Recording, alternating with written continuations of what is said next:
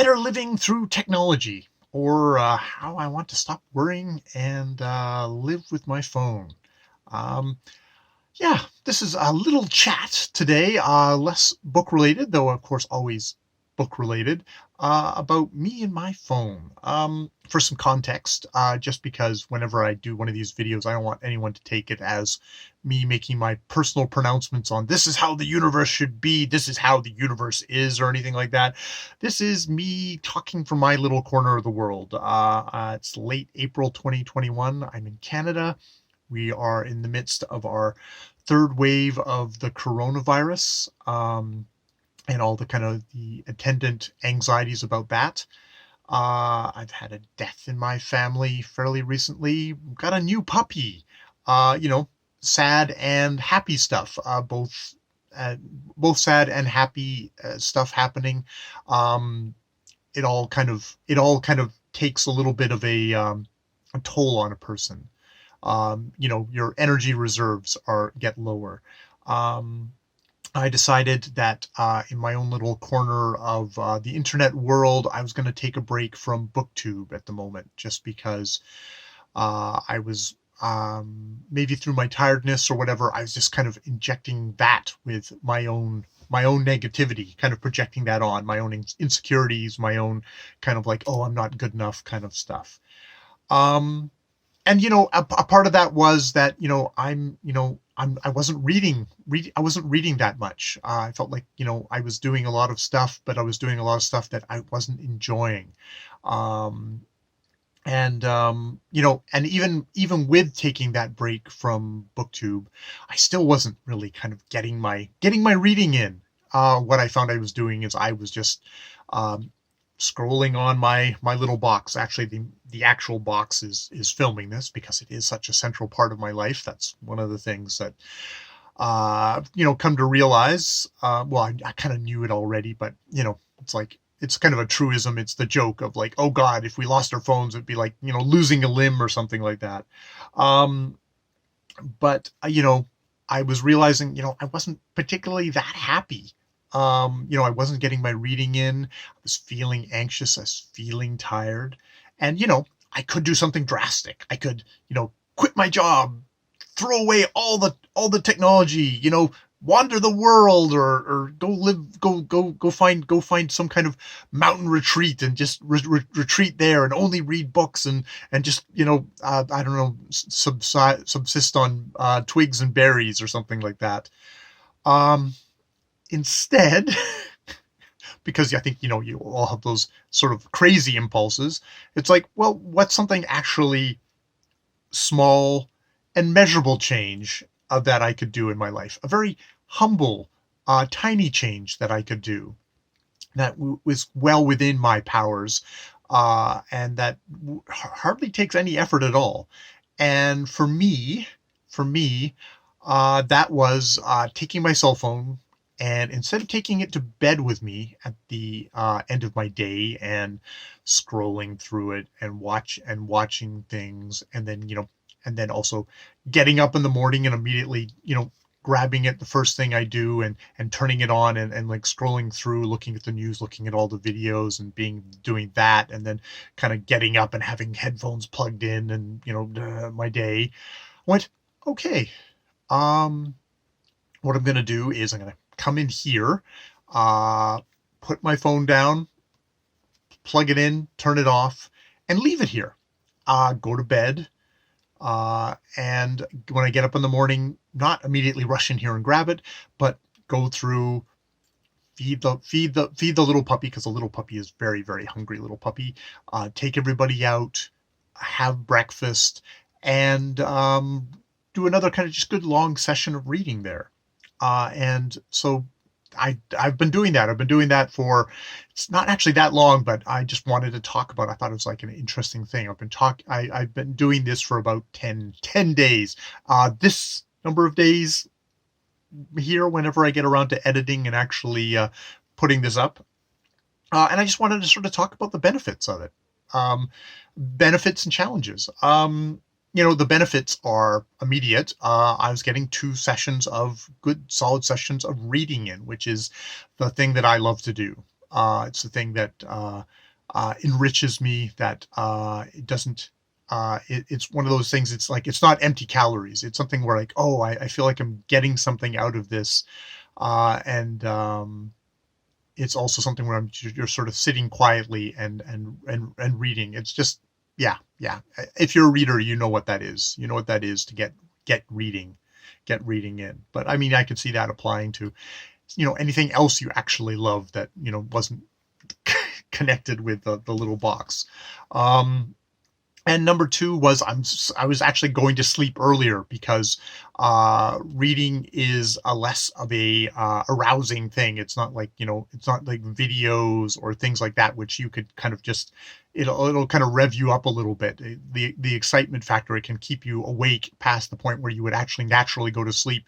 Whereas I find with if I'm sitting there, I'm reading, at a certain point I just hit dead point and I just start falling asleep. So it's a very easy and natural way to be able to pay attention to my body better and just get off to sleep. Um, Number three is that yes, I wasn't scrolling through all the news in the evening or in the morning, which can is another thing of just like mounting anxiety because maybe not great things happening in the world. Just never, there's always somewhere there's something's terrible happening that we should be outraged about. But that late at night is not the time for that. And I even argue the first thing in the morning, it's not the greatest way to start off your day. Um, you know, and number four, which just kind of very naturally kind of went out of all this was, hey, I actually in the morning get up and do stuff, and I'm actually more available, and I'm there for my partner Ja, of us having more kind of chats in the morning, more kind of interactions, and also more interaction at night when I'm reading. It's like you're less down. That that's just been a really happy thing that's happened to this. It's like, oh, hey, I get to talk chat with Ja, and I'm more present and playing with the puppies like in the morning, even if I'm still freaking groggy because I'm not a morning person. And this little puppy is like 8:15 every day. I'm up. I'm ready to go. Woo-hoo! God, even my other dog Shira is like, I'm a mature dog now. I've been educated that we don't get up this early. What the hell's going on? Why is this thing hanging off my ear? Um, so yeah, that's been all the really great things that have happened through that. So yeah, problem solved. I guess I'm just going to continue on like this, never to slip back into the old things. That's problem solved. It's like no, that's not what's going to happen. I know that this will not be like 100%. I just switched over.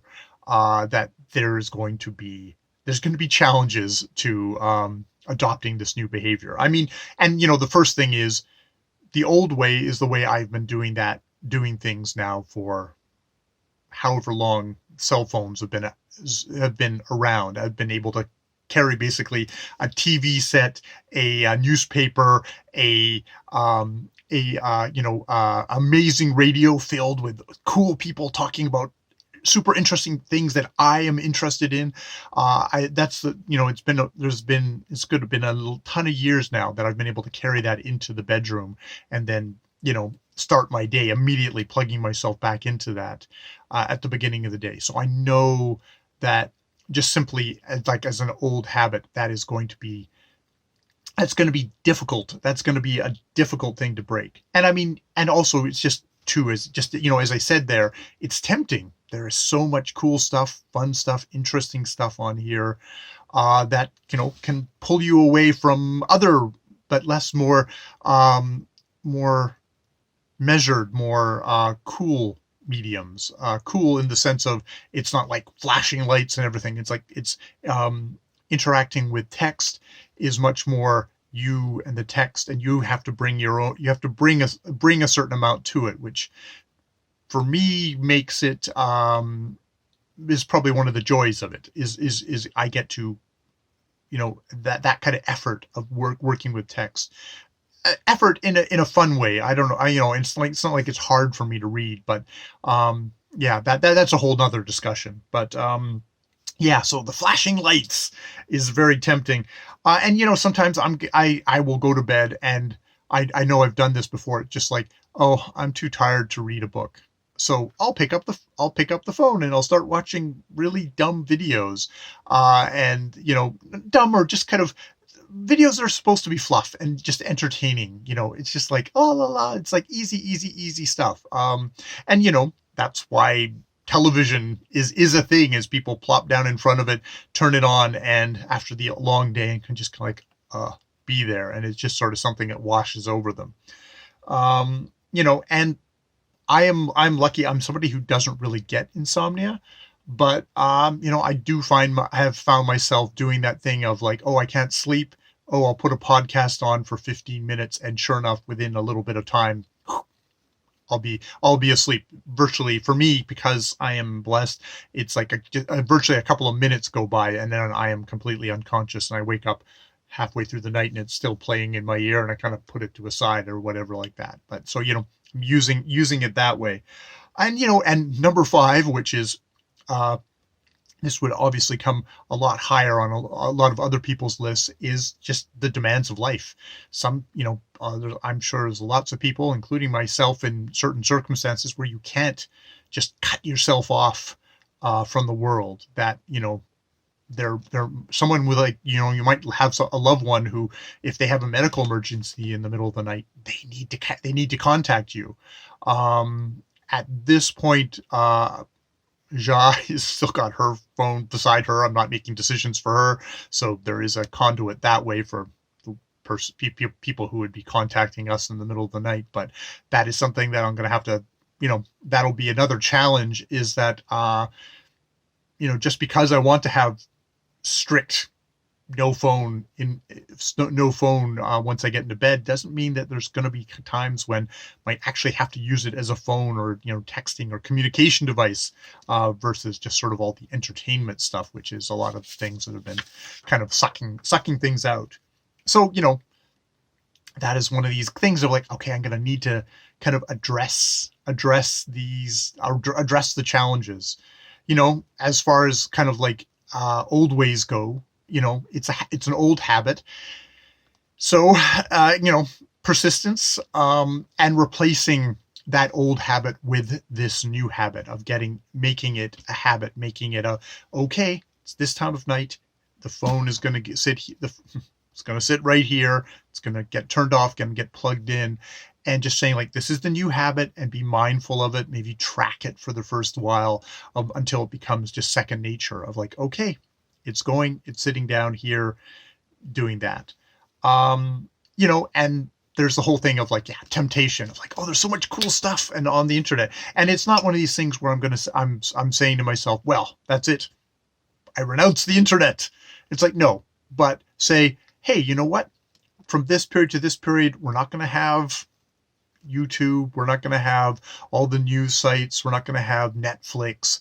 But let's make another time for that during the day, some other point of the day where you can say, oh, I want to watch this or that. It's like, well, try and channel it into other times of the day, other points in my life. Maybe there's going to be less of it. That's probably not going to be as bad a trial as you think, but just say like, okay, the stuff you really, really want to watch, hey, here's this time, but just not this time, not between bed and after kind of a reading in the morning. Just kind of leave that space for yourself, but say, okay, that cool stuff can go in there.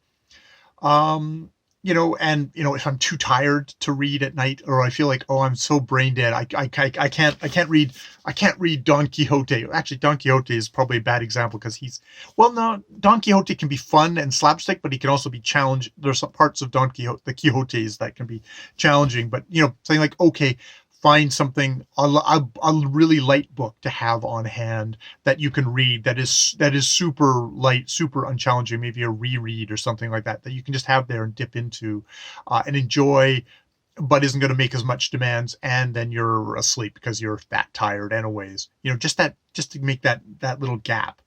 Now I am lucky that I don't have insomnia, but there are times where I do, for whatever reason, I get really stressed, and I can't sleep. I am really lucky for the most part. I know there's people out there who have insomnia, and it's like, well, what are you going to do?